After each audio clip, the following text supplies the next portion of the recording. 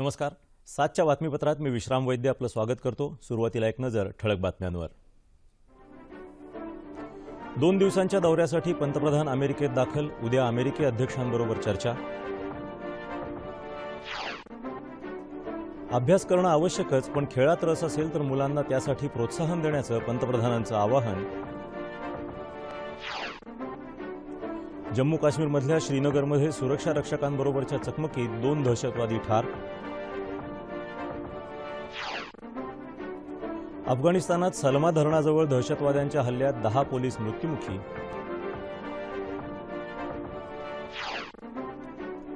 राज्य सरकारच्या कर्जमाफीच्या निर्णयाबाबत शेतकरी समाधानी नसल्याची शरद पवार यांची टीका. ही कर्जमाफी फसवी असल्याचा शेतकरी संघटनांच्या सुकाणू समितीचा आरोप. मागण्या मान्य न झाल्यास तीव्र आंदोलनाचा इशारा. भारत आणि वेस्ट इंडिज यांच्यातला मर्यादित षटकांचा दुसरा सामना आज. पावसामुळे सामन्याला विलंब.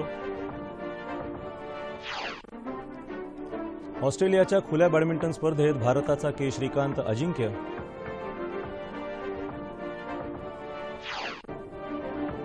आणि मुंबईसह राज्यात अनेक ठिकाणी पावसाची दमदार हजेरी. रस्ते आणि रेल्वे वाहतूक खोळंबली. आणि आता सविस्तर वृत्त. पंतप्रधान नरेंद्र मोदी 2 दिवसांच्या दौऱ्यावर आज अमेरिकेत दाखल झाले.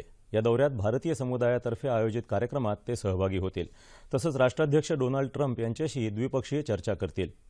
दोन्ही देशांमधील संबंध अधिक वृद्धिंगत करणं हा या दौऱ्याचा उद्देश असून यामुळे दोन्ही देशांना त्याचा लाभ मिळेल असं पंतप्रधान नरेंद्र मोदी यांनी अमेरिकेत दाखल होण्यापूर्वी ट्विटरवर म्हटलं आहे. या दौऱ्यात ते काही नामवंत कंपन्यांच्या मुख्य कार्यकारी अधिकाऱ्यांशीही चर्चा करणार आहेत. मोदी आणि ट्रम्प यांच्या दरम्यान उद्या भेट होणार आहे. ट्रम्प प्रशासनाच्या कार्यकाळात व्हाईट हाऊस इथं मेजवानी घेणारे मोदी हे पहिले नेते ठरणार आहेत. तत्पूर्वी पंतप्रधान नरेंद्र मोदी यांनी आपल्या 3 राष्ट्रांच्या दौऱ्याच्या पहिल्या टप्प्यात काल पोर्तुगालचे पंतप्रधान अँटोनियो कोस्टा यांची भेट घेतली. दोन्ही नेत्यांमध्ये विविध मुद्द्यांवर द्विपक्षीय चर्चा झाली. विज्ञान, अंतराळ, संशोधन, क्रीडा तसंच करविषयक एकूण 9 करारांवर दोन्ही राष्ट्रांमध्ये स्वाक्षऱ्या झाल्या.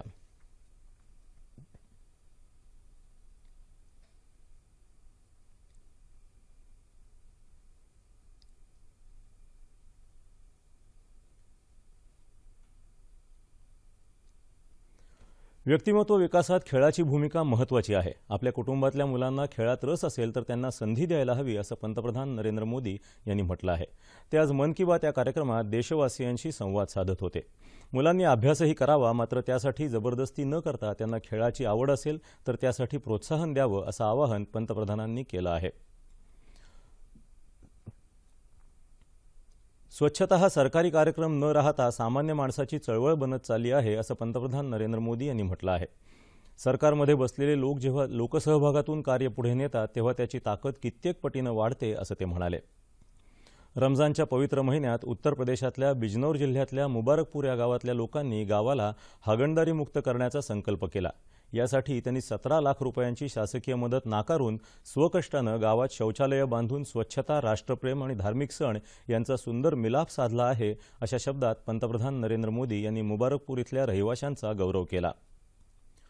मदुराई इथल्या एका गृहिणीनं पंतप्रधानांना पत्र लिहून बाजारपेठेचं महत्त्व सांगितलं.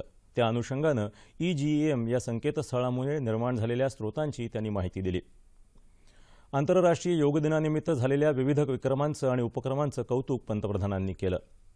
लोकशाही ही निव्वळ एक व्यवस्था नाही तर ती एक संस्कार देखील आहे. अंतर्मनातील सजगता ही मुक्तीची किंमत आहे असं सांगत त्यांनी 52 वर्षांपूर्वी याच दिवशी देशात जाहीर झालेल्या आणीबाणीच्या काळ्याकुट्ट दिवसांच्या आठवणी जागृत केल्या.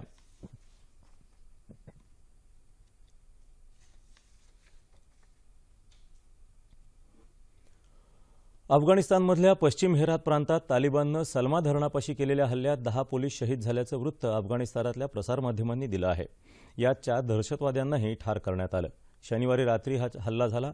सलमा डॅम भारत अफगाणिस्तान मैत्रीचं प्रतीक मानला जातो.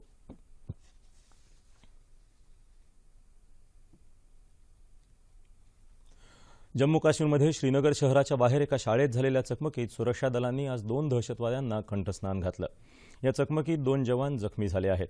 काल संध्याकाळी श्रीनगर जम्मू महामार्गावर पांथा चौक इथं CRPFच्या वाहनावर हल्ला केल्यानंतर या दहशतवादी शाळेत लपून बसले होते. राज्य सरकारनं शेतकऱ्यांना दिलेली कर्जमाफी हा ऐतिहासिक निर्णय असून ही देशातली सर्वात मोठी कर्जमाफी आहे असं मुख्यमंत्री देवेंद्र फडणवीस यांनी म्हटलं आहे. ते आज नागपूरमध्ये बोलत होते. नागपूर विमानतळावर आज मुख्यमंत्र्यांचं जंगी स्वागत करण्यात आलं. यावेळी केंद्रीय मंत्री नितीन गडकरी, नागपूरचे पालकमंत्री चंद्रशेखर बावनकुळे आणि भाजपा कार्यकर्ते मोठ्या संख्येनं उपस्थित होते. राज्य सरकार शेतकऱ्यांबाबत संवेदनशील असून कर्जमाफीचा निर्णय क्रांतिकारी असल्याचं गडकरी यांनी यावेळी सांगितलं. शेतकऱ्यांना नवं कर्ज आणि सिंचन सुविधा उपलब्ध होण्यासाठी सरकार प्रयत्नशील असून त्यामुळे शेतकऱ्यांच्या आत्महत्या थांबतील असा आशावाद गडकरी यांनी व्यक्त केला.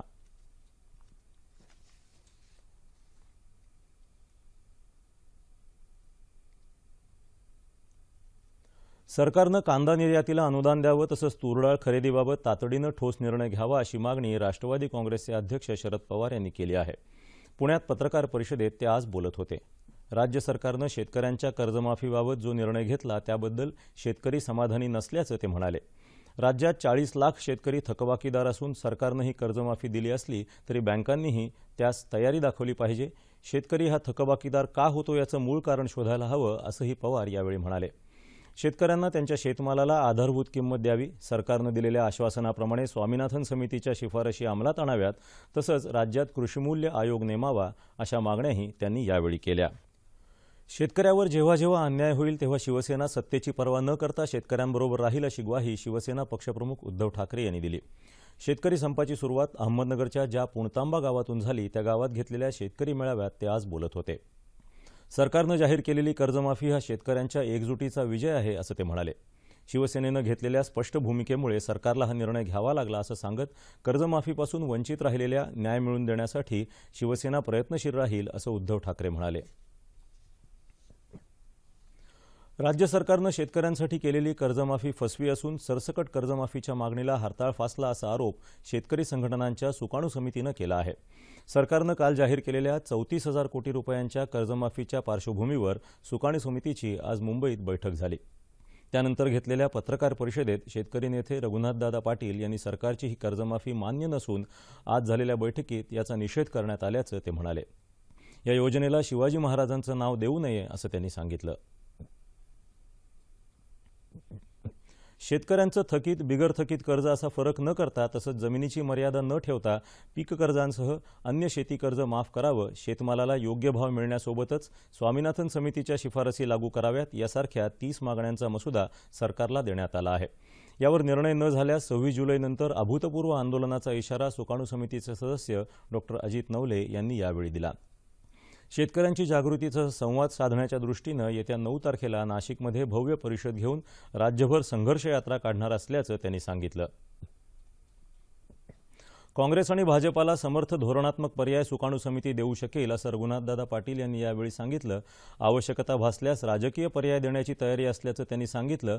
मात्र अजित नवले यांनी यामध्ये हस्तक्षेप करत ही शक्यता फेटाळून लावली. संत ज्ञानेश्वर महाराज यांच्या पालखीनं आज लोणंदहून फलटणच्या दिशेनं प्रस्थान केलं. दरवर्षी फलटण तालुक्यातल्या तरडगाव इथल्या चांदोबाचा लिंब या ठिकाणी पालखीचं पहिलं उभं रिंगण होतं. मात्र यंदा हे रिंगण नेहमीच्या ठिकाणापासून 1 किलोमीटर अंतरावर झाल्यानं वारकरी आणि भक्तांनी नाराजी व्यक्त केली. संत ज्ञानेश्वर महाराजांच्या पालखीचा नगारखाना असलेली बैलगाडी पालखीपासून पुढे 1 किलोमीटर अंतरावर जाऊन थांबल्यानं रिंगण सोहळा नियोजित स्थळी होऊ शकला नाही. त्यानंतर नगारखाना असलेल्या स्थळी उभं रिंगण सोहळा झाला. संत ज्ञानेश्वर महाराज यांच्या पालखीचा आज तरडगाव इथं मुक्काम आहे. संत तुकाराम महाराज यांच्या पालखीनं आज सकाळी बारामती इथून पंढरपूरच्या दिशेनं प्रस्थान केलं. आज ही पालखी सणसर या ठिकाणी मुक्कामी आहे. उद्या रमजान ईद या निमित्तानं देशभरात जोरदार तयारी सुरू झाली आहे. सोलापुरातही बाजारपेठा सजल्या असून खास ईदचा मीना बाजार गर्दीनं फुलला आहे. ईदच्या दिवशी शीरखुर्मा आणि गुलगुले केले जातात. यासाठी लागणाऱ्या सुक्या मेव्याच्या खरेदीसाठी मुस्लिम बांधवांची झुंबड उडाली आहे. आज चंद्रदर्शन झालं तर उद्या ईद नक्की साजरी होणार या अपेक्षेनं खरेदी करता लोक मोठ्या प्रमाणावर बाहेर पडले आहेत. चंद्रदर्शनाकरता सगळेजण आता आतुर झाले आहेत. काल उत्तर नागपुरात भारतीय जनता पार्टीतर्फे इफ्तार पार्टीचं आयोजन करण्यात आलं होतं.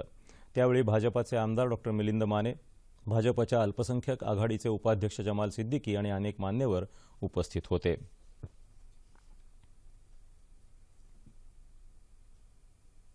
आणि आता क्रीडावृत्त. भारताच्या किदंबी श्रीकांतनं ऑस्ट्रेलियन खुली सुपर सिरीज बॅडमिंटन स्पर्धा जिंकली आहे। आज सिडनी इथं झालेल्या अंतिम सामन्यात त्यानं चीनच्या चेंग लॉंगचा 22-20, 21-16 असा सरळ 2 गेम्समध्ये पराभव केला। लॉंग हा 2 वेळचा विश्वविजेता आणि रिओ ऑलिम्पिकचा सुवर्णपदक विजेता खेळाडू आहे। चेंगबरोबर झालेल्या एकूण 6 सामन्यांपैकी श्रीकांतचा हा पहिलाच विजय आहे। या हंगामात इंडोनेशियन स्पर्धा जिंकल्यानंतर श्रीकांतचं हे दुसरं विजेतेपद तर एकंदर चौथं विजेतेपद आहे। भारत आणि वेस्ट इंडिज दरम्यानचा दुसरा मर्यादित षटकांचा क्रिकेट सामना आज पोर्ट ऑफ स्पेन इथं होणार आहे। पावसामुळे सामना विलंबानं सुरू होईल। पहिला सामनाही पावसामुळे रद्द करावा लागला होता। त्याच मैदानावर आजचा सामना होणार आहे। यावर्षी वेळेवर सुरू झालेल्या पावसावर अवलंबून राहून जळगाव जिल्ह्यातील शेतकऱ्यांनी खरीपाची पेरणी केली खरी, मात्र पावसानं दडी मारल्यानं सुमारे 2 लाख हेक्टर क्षेत्रावरील पिकांची दुबार पेरणी करावी लागणार अशी भीती निर्माण झाली आहे। अनेक वर्षांनंतर प्रथमच यावर्षी मृग नक्षत्रात पावसाची हजेरी लागल्यानं जळगाव जिल्ह्यातील शेतकऱ्यांनी कापूस, कडधान्य, उडीद, भुईमूग, मूग, तूर पिकाची पेरणी केली। खरीपाची सुमारे 35% क्षेत्रावरील पेरणी झाली खरी, मात्र गेल्या 11 जूनपासून पावसानं दडी मारली आहे। हात उसनवार तसंच व्याजानं पैसे घेऊन शेतकऱ्यांनी पेरणी केली होती। आता दुबार पेरणीचं संकट शेतकऱ्यांवर ओढवलं असून दुबार पेरणी करता आता पैसे आणावेत कुठून असा प्रश्न शेतकऱ्यांपुढे आहे। आणि आता तापमान अंश सेल्सिअसमध्ये।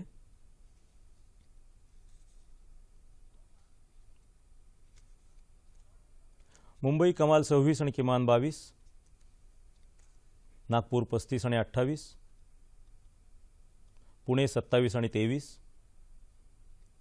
औरंगाबाद 33 आणि 21, नाशिक 27 आणि 22, कोल्हापूर 28 आणि 23, रत्नागिरी 31 आणि 27, सोलापूर 33 आणि 22, अमरावती कमाल उपलब्ध नाही, किमान 25। शेवटी पुन्हा एक नजर ठळक बातम्यांवर।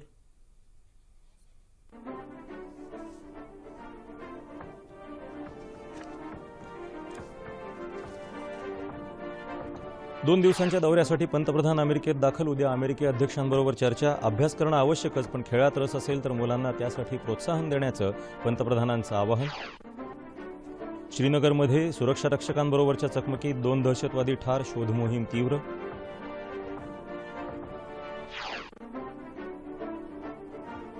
अफगाणिस्तानात सलमा धरणाजवळ दहशतवाद्यांच्या हल्ल्यात 10 पोलीस मृत्युमुखी। राज्य सरकारच्या कर्जमाफीच्या निर्णयाबाबत शेतकरी समाधानी नसल्याची शरद पवार यांची टीका। ही कर्जमाफी फसवी असल्याचा शेतकरी संघटनांच्या सुकाणू समितीचा आरोप। मागण्या मान्य न झाल्यास तीव्र आंदोलनाचा इशारा। भारत आणि वेस्ट इंडिज यांच्यातल्या मर्यादित षटकांचा दुसरा सामना आज, पावसामुळे सामन्याला विलंब। ऑस्ट्रेलियाच्या खुल्या बॅडमिंटन स्पर्धेत भारताचा के श्रीकांत अजिंक्य।